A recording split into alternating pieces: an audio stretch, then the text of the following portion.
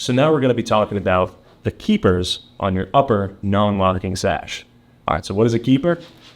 A keeper right here is the component that the lock actually grabs onto that keeps your sashes from moving up and down. Now, the really thin profile metal pieces right here that have 2 screws that screw into the base bottom of the window.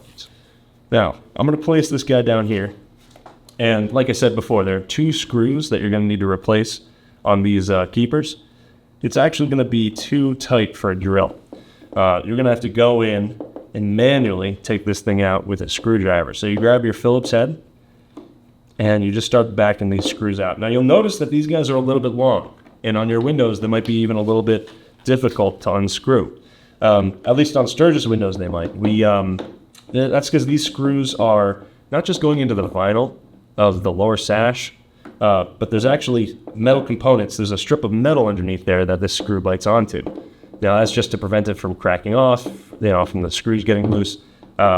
So you might feel that metal. You might feel, a little bit of toughness when they're coming out, but once they go, they go. Now once this old one's out, I just take the screws and all. We're just going to throw them aside. We're going to take our new keeper, and we're just going to now reinstall it. It's, again, super easy. You're going to have your component here. There are 2 sides to it. You're going to have an indented side where the tooth is sort of back there, and then a side where this tooth is flush. That's the tooth that the lock grabs onto. And you want to make sure the side that's flush is the one that faces outside. Now once that's in place, putting it in is as simple as taking it out. You just line up the holes with the holes that the old keeper came from, and it'd be a little tight, especially at this angle, but you just want to sink those screws in. Now, patience is a virtue here.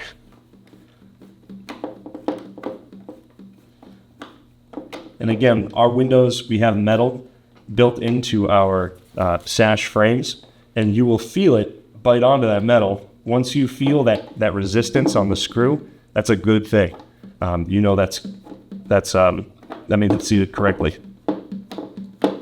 So that's just sitting right back into the holes that the old keeper came from.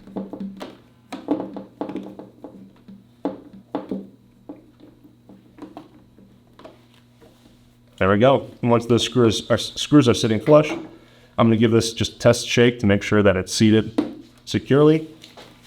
And it is. There we go. Now your keepers are placed.